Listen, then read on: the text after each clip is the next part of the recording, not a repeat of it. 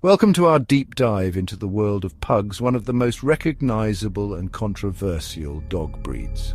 These charming canines, with their wrinkled faces and endearing snorts, have captured hearts across the globe. Yet, beneath this veneer of captivating peculiarity lies a complex story, one that stretches back through centuries and across continents. It is a narrative not only of affection and companionship, but also of profound human influence, an influence that has sculpted, quite literally, the very form and fate of these animals. We are drawn to their unique appearance, but what are the true implications of these distinctive traits? Today we uncover the shocking transformation of pugs from their healthy origins to their current state of suffering. We shall journey to ancient imperial courts where these dogs first emerged, creatures quite different from those we see today, possessing a vitality and robustness that many modern pugs can only dream of. We will then trace the path of selective breeding, a human endeavor driven by aesthetic preference, which has led to a cascade of unintended and often devastating consequences for the breed. This exploration is not merely an academic exercise, it is an inquiry into our responsibilities as custodians of the species we choose to bring into our lives. Our investigation will examine the stark contrasts between the pug of antiquity and its contemporary counterpart, revealing how the pursuit of a certain look has prioritized appearance over well-being. We will confront the uncomfortable realities of their modern health challenges, the daily struggles these animals endure simply to breathe, to see, to move. This is a story of devotion, but also a cautionary tale about the power we wield and the ethical considerations that must accompany it. Join me as we explore the remarkable and at times heart-rending story of the pug. Our story begins not in the dog parks of the Western world, but in the opulent courts of ancient China, perhaps as far back as the Han dynasty over 2,000 years ago. Here, amongst emperors and scholars, the ancestors of the modern pug first found favor. These were not the dogs we easily recognize today. Historical records and artistic depictions suggest a creature altogether more athletic, more naturally conformed. They were cherished companions, valued for their intelligence, their loyalty, and a certain dignified charm that appealed to the imperial sensibilities. The earliest pugs, known by names such as Losey or Foo Dog, possessed features that spoke of a more functional physique. Their muzzles, while perhaps not as elongated as some other canine breeds of the time, were certainly more pronounced than the severely flattened faces we see in the breed today. This anatomical distinction was crucial, allowing for unlabored breathing, a vital component for any active creature. They were, by all accounts, robust little animals capable of keeping pace with the life of the court and countryside. Their bodies, too, were different. Paintings and sculptures from these early periods often portray pugs with leaner builds, longer legs, and a more agile frame. This conformation suggests a dog capable of greater physical exertion, less prone to the skeletal and joint issues that plague their modern descendants. They were companions, yes, but also likely served as alert watchdogs, their keen senses and spirited nature making them effective guardians of their esteemed households, quick to announce the arrival of visitors or any unusual disturbance. The imperial courts of China held these dogs in such high esteem that they were often lavished with luxuries, sometimes even guarded by their own retinue of soldiers. This reverence underscores their importance not merely as pets, but as symbols of status and perhaps even possessing spiritual significance. The distinctive wrinkles on their foreheads were particularly prized, with breeders sometimes aiming for patterns that resembled Chinese characters for good luck or royalty, an early hint of the human desire to shape these animals to our aesthetic whims. Their role was multifaceted. Beyond companionship and their watchful presence, they were likely participants in the daily lives of their human families, agile enough to navigate the palace grounds and perhaps even accompany their owners on short excursions. The climate of their origin, with its varied seasons, would have necessitated a degree of hardiness, a resilience that a more natural, less exaggerated physique would have supported far more effectively than the brachycephalic structures we see today. Consider the simple act of respiration. For these ancient pugs, drawing a breath would have been an unconscious, effortless process. Their nasal passages and pharyngeal spaces were ample, allowing for efficient airflow, crucial for thermoregulation in warmer months and for sustained activity. This fundamental biological function, so compromised in many modern pugs, was then an unremarkable aspect of their healthy existence, a testament to a form shaped more by natural pressures than by extreme human selection for specific, often detrimental traits. The tail, too, while likely curled, may not have possessed the tightly coiled, sometimes problematic double curl so sought after in modern show rings. A more moderately curled tail would have been less prone to the spinal issues, such as hemivertebrae, that can be associated with the intense selection for that tightly wound appendage.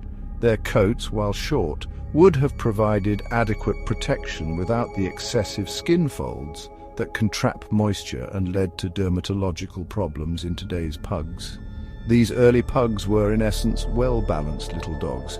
Their charm was inherent in their spirited personalities and their unique, yet still functional, appearance. They were not yet the caricatures that selective breeding would later produce. Their lives, one imagines, were filled with a greater degree of physical comfort, unmarred by the chronic discomforts that arise from a body pushed to anatomical extremes by human intervention.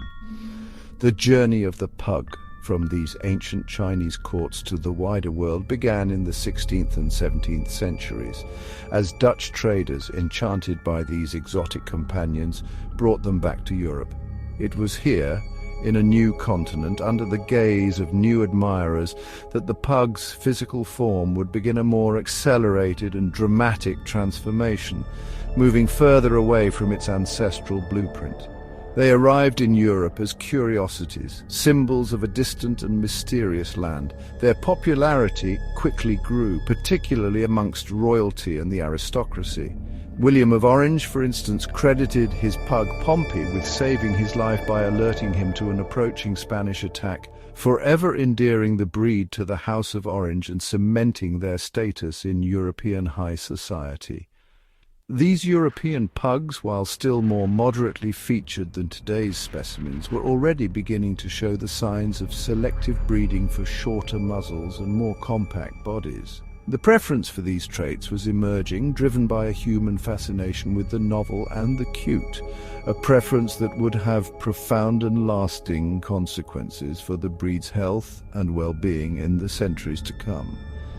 The historical accounts and artistic renderings from this period in Europe still depict dogs with a greater degree of physical normalcy than their 21st century counterparts.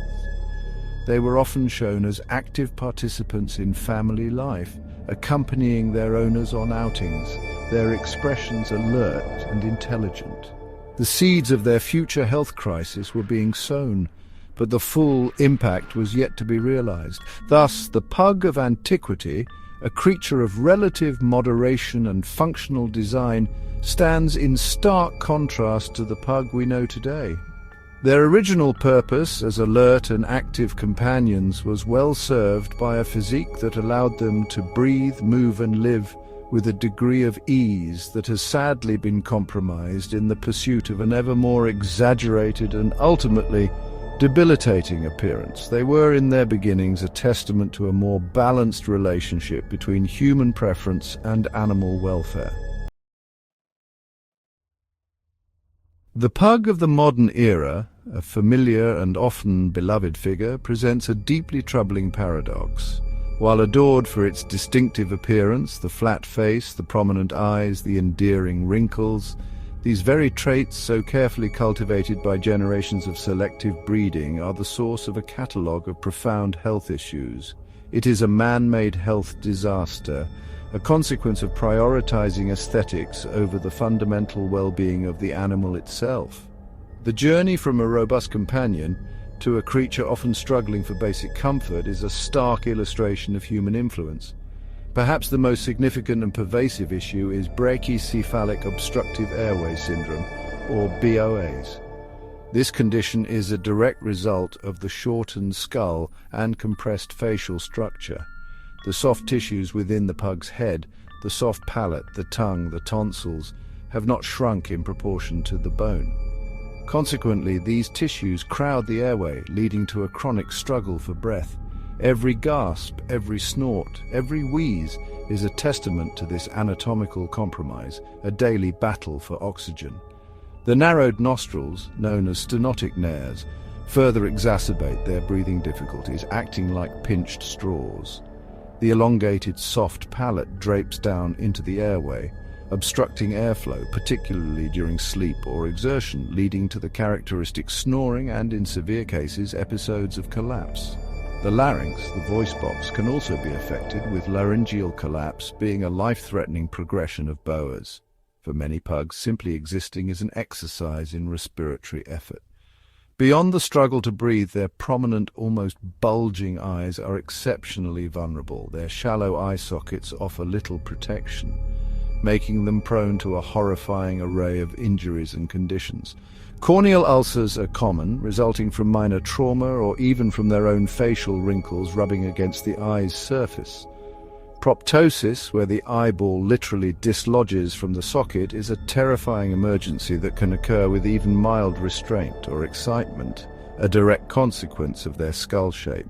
Chronic dry eye, or keratoconjunctivitis sicca, is another frequent affliction, leading to discomfort, inflammation, and potential vision loss if not diligently managed with lifelong medication.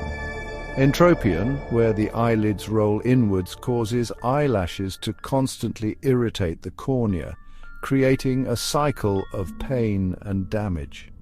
The very features that humans find expressive are, for the pug, sources of persistent ocular distress and a heightened risk of blindness. The pug's charmingly wrinkled skin, another hallmark of the breed, also conceals potential suffering. Those deep skin folds, particularly around the face and tail, create warm, moist environments ideal for the proliferation of bacteria and yeast. Skin-fold dermatitis is a common and recurrent problem, causing itching, inflammation, infection, and a foul odor. Constant cleaning and vigilance are required to manage this, a burden placed squarely on the owner due to the breed's deliberately engineered anatomy. Skeletal and neurological issues further compound their health woes. The compact, cobby body and the tightly curled corkscrew tail, so prized in the show ring, are often associated with spinal abnormalities.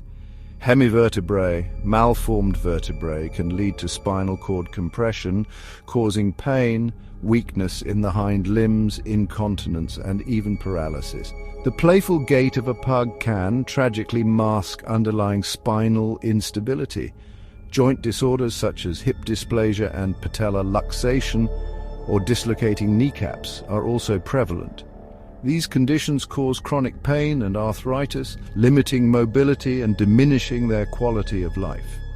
The pug's tendency towards obesity, often exacerbated by their exercise intolerance due to breathing difficulties, places additional strain on already compromised joints, creating a vicious cycle of inactivity and worsening physical health.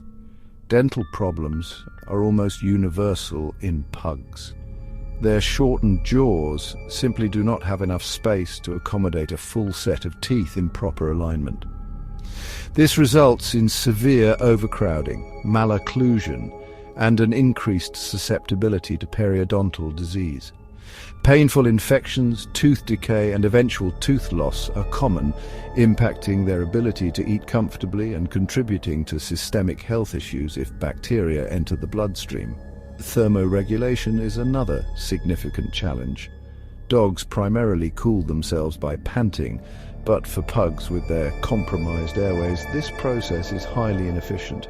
They are exquisitely sensitive to heat and can quickly succumb to heat stroke, even in moderately warm conditions or with minimal exertion.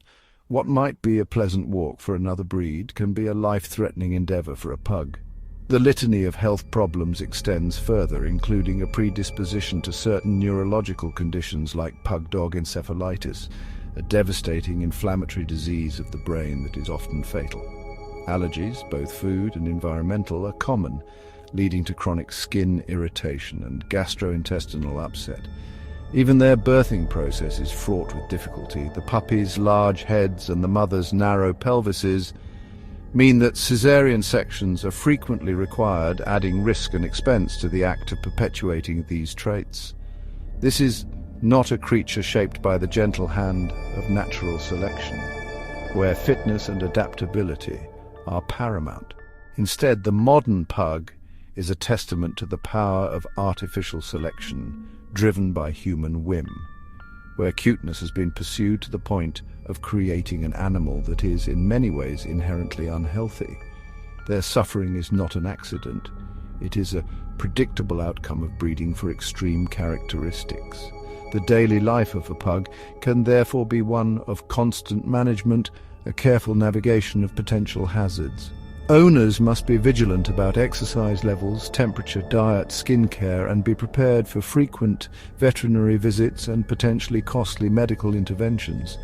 While the bond between a pug and its owner can be incredibly strong, one must question the ethics of perpetuating a breed that requires such intensive, lifelong medical support simply to exist with a semblance of comfort. Chapter 3. A Tale of Two Faces, the Pug Transformed. To truly comprehend the extent of the pug's transformation, we must place the ancient archetype side by side with its modern counterpart.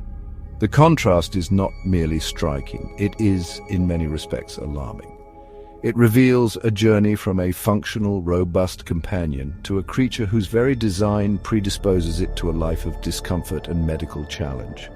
This comparison lays bare the profound impact of centuries of selective breeding aimed at exaggerating specific and often detrimental physical traits. Consider first the snout, perhaps the most dramatically altered feature. The pug of antiquity, as depicted in early art and records, possessed a discernible muzzle. It was not the elongated snout of a greyhound, certainly, but it was present, allowing for relatively unobstructed nasal passages and a healthier respiratory system. Air could flow with greater ease, facilitating efficient breathing and thermoregulation. This was a dog capable of activity without immediate respiratory distress. Now, observe the modern pug. The snout has been foreshortened to an extreme degree, resulting in the characteristic flat face or brachycephaly. This drastic reduction in bone structure has not been accompanied by a proportional reduction in soft tissue, leading to the crowded airways symptomatic of Bowers. The simple act of drawing breath, effortless for its ancestors, is now a laboured, often noisy undertaking for many contemporary pugs, a constant reminder of their anatomical compromise. The body shape, too, tells a story of significant alteration. Ancient pugs were generally depicted with leaner, more athletic builds. Their legs were longer relative to their body size, suggesting a greater capacity for agility and sustained movement. They were compact, yes, but not to the point of impediment. This conformation would have supported a more active lifestyle, free from the joint strain often seen in today's heavily built specimens. In contrast, the modern pug is often described as cobby and square, with a tendency towards a more barrel-chested and shorter-legged physique. While this build might appeal to a certain aesthetic, it can contribute to locomotor difficulties and place additional stress on joints already predisposed to conditions like hip dysplasia and patellar luxation. The emphasis on a substantial build has, in some instances, inadvertently encouraged a predisposition to obesity, further compounding health issues. Breathing, a fundamental life process, highlights one of the most critical divergences. For the original pug, breathing would have been quiet and efficient. Their respiratory system, while perhaps not designed for marathon running, was more than adequate for the life of an active companion and alert watchdog. They could pant effectively to cool themselves, a vital mechanism for any canine. The modern pug, however, often lives with a soundtrack of snorts, snores, and wheezes. Their compromised airways make efficient panting difficult, rendering them highly susceptible to overheating. Even mild exertion can lead to significant respiratory distress. The difference is not merely one of comfort, it is one of fundamental physiological function and indeed safety. Eye placement and structure offer another stark point of comparison. While pugs have always had relatively prominent eyes, the degree of exophthalmos, the bulging of the eyes, seen in many modern pugs, is far more extreme. Their ancestors' eyes, though large, were likely better seated within the skull, affording them greater protection. Today, the shallow eye sockets of the modern pug leave their large, expressive eyes perilously exposed. This makes them vulnerable to a host of injuries and conditions, from corneal ulcers to the traumatic displacement of the eyeball itself. The appeal of these large eyes comes at a significant cost to the dog's ocular health and safety, a direct trade-off between a desired look and physical well-being. The tail, a seemingly minor feature, also reflects this trend towards exaggeration. The pug's tail has always been curled, but the modern preference is often for a very tight, sometimes double curl. While aesthetically pleasing to some, this extreme curl can be associated with vertebral malformations, such as hemivertebrae, which can lead to serious neurological problems including pain, weakness, and even paralysis. The ancestral pug's tail, likely more moderately curled, would have posed fewer such risks. Perhaps one of the most sobering comparisons lies in their potential lifespan and quality of life. While it is difficult to ascertain precise lifespans for ancient dogs, a more robust and less anatomically compromised animal would logically have enjoyed a healthier, potentially longer life, free from the chronic ailments that beset so many modern pugs from a young age. Their existence would have been defined more by vitality than by veterinary intervention. The modern pug, despite the advances in veterinary care, often faces a life punctuated by medical treatments, surgeries, and careful management to mitigate the effects of its inherent structural problems. Their lifespan can be shortened by these conditions, and their quality of life, even with dedicated care, can be significantly impacted. The joy they bring to their human companions is often shadowed by concern for their persistent health struggles. This transformation was not a sudden event, but a gradual process, accelerating significantly in the 19th and 20th centuries with the rise of formal dog shows and breed standards that increasingly favored these extreme characteristics. What began as a unique and charming companion has been sculpted generation by generation into a form that, while visually striking, carries a heavy burden of inherited predispositions to suffering. The original pug was a product of its environment and its role, a creature of balance. The modern pug is a product of human aesthetic desire, a creature of extremes. The journey from one to the other is a profound illustration of the power and the potential pitfalls of selective breeding when not tempered by a primary concern for health and welfare. The very definition of breed type has shifted over time, moving further from the functional origins. What was once considered a charming quirk has become an exaggerated caricature, with devastating consequences for the animals themselves. The shocking comparison is not just in their physical appearance, but in the very essence of their daily experience of life. One cannot help but wonder what those ancient Chinese emperors, who so prized their low-seated dogs, would make of their 21st century descendants. Would they recognize them? And more importantly, would they approve of a form that so often prioritizes a specific look over the capacity for a comfortable, healthy existence? The contrast compels us to reflect on our role in their evolution. Chapter 4. An Uncomfortable Truth, the Ethics of Existence. The sum of these anatomical and physiological challenges leads us to a deeply uncomfortable question. Are modern pugs, as a breed shaped by human hands, biologically unfit to live a life free from inherent suffering? This is not a question posed lightly, nor is it intended to diminish the affection felt for these endearing animals. Rather, it is a necessary inquiry into the ethical ramifications of breeding practices that have prioritized extreme aesthetics over fundamental health and well-being. The concept of biological fitness, in evolutionary terms, refers to an organism's ability to survive and reproduce successfully in its environment. For domesticated animals, the environment is largely one shaped by human companionship and care. Yet, even within this context, a baseline of intrinsic health is crucial for a good quality of life. When a breed consistently presents with a high prevalence of debilitating, genetically linked conditions, its biological fitness must surely be called into question. Many modern pugs endure a daily battle simply to perform basic physiological functions. Breathing, as we have seen, can be a significant struggle due to brachycephalic obstructive airway syndrome.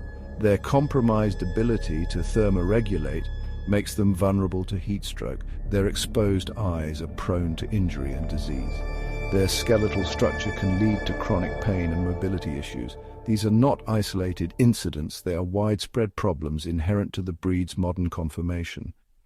The sheer number of health interventions required by many pugs throughout their lives, from specialized diets and lifelong medications to complex and costly surgical procedures, underscores their inherent fragility. While veterinary medicine can alleviate some suffering, it cannot fundamentally alter the underlying anatomical predispositions. We are, in many cases, managing symptoms rather than addressing the root cause, which lies in the genetic blueprint we have so meticulously, yet perhaps unwisely crafted. This situation has not gone unnoticed. Several countries and veterinary organizations worldwide are now taking a more critical stance on the breeding of dogs with extreme brachycephalic features. The Netherlands, for example, has implemented legislation aimed at phasing out the breeding of dogs with muzzles deemed too short, establishing criteria based on craniofacial ratios. Veterinary bodies in countries like the United Kingdom and Australia have issued strong warnings about the welfare implications of these breeds. These actions represent a growing recognition that the pursuit of certain aesthetic ideals has crossed an ethical boundary. The cuteness attributed to the pug's flat face and prominent eyes is, from a biological perspective, a collection of traits that predispose the animal to significant discomfort and disease. The ethical dilemma, therefore, is whether we should continue to perpetuate these traits, knowing the suffering they entail. Breed enthusiasts and responsible breeders often argue that they are working to improve the health of the pug, selecting for less extreme features and health testing their breeding stock. While such efforts are commendable and undoubtedly necessary, the challenge is immense. Reversing generations of selection for extreme brachycephaly and its associated characteristics is a slow and complex process, and some argue that the genetic bottleneck within the breed makes significant, widespread improvement exceptionally difficult. The counter-argument is that the very definition of a pug, according to current breed standards in many regions, inherently includes features that are detrimental to health. If a healthy pug looks significantly different from the currently accepted show standard, perhaps with a more discernible muzzle and less prominent eyes, then a fundamental shift in what we value in the breed is required. This is a cultural change as much as a genetic one. The question of unfitness is not an indictment of individual dogs, who are often cherished members of their families, nor of the dedicated owners who provide them with loving care. Instead, it is a critical examination of a system of breeding that has allowed and even encouraged the development of traits that compromise an animal's most basic ability to live comfortably. Is it ethical to knowingly bring into existence creatures that are so highly predisposed to a lifetime of health challenges? Some might argue that all domesticated breeds have been shaped by humans, and many have predispositions to certain conditions. However, the severity and pervasiveness of the issues in extremely brachycephalic breeds like the pug place them in a distinct category. The suffering is not an occasional misfortune, but an almost predictable consequence of their intended form. The responsibility lies not with the dogs themselves, but with the humans who breed them, buy them, and create the demand that sustains these breeding practices. Are we prioritizing a fleeting human aesthetic preference over the lifelong well-being of a sentient creature? The ethical dilemma forces us to confront the consequences of our choices, and to consider whether the breed standard should ever supersede a standard of basic health and welfare. Ultimately, the debate over the pug's fitness to live is a debate about our values. Do we value novelty and extreme features above an animal's intrinsic right to a life free from avoidable suffering? The actions being taken by some countries suggest a shift towards prioritizing welfare, but the popularity of pugs indicates that many are still captivated by their unique, if problematic, appearance. The future of the pug, and breeds like it, may depend on our collective willingness to redefine beauty in terms of health, not just appearance. Outro, a reflection in their eyes, our responsibility. The story of the pug, from ancient imperial favourite to modern-day icon, is a poignant illustration of our profound capacity to shape the animal world. Yet it also serves as a stark reminder of the responsibilities that accompany such power. Pugs are victims of human vanity, bred to the point where their cuteness is their curse.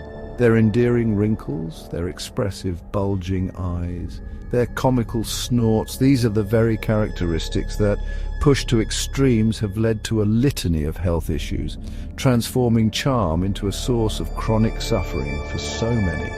We have explored their journey, witnessing how a once robust and functional companion has been remolded by centuries of selective breeding, driven by shifting aesthetic preferences.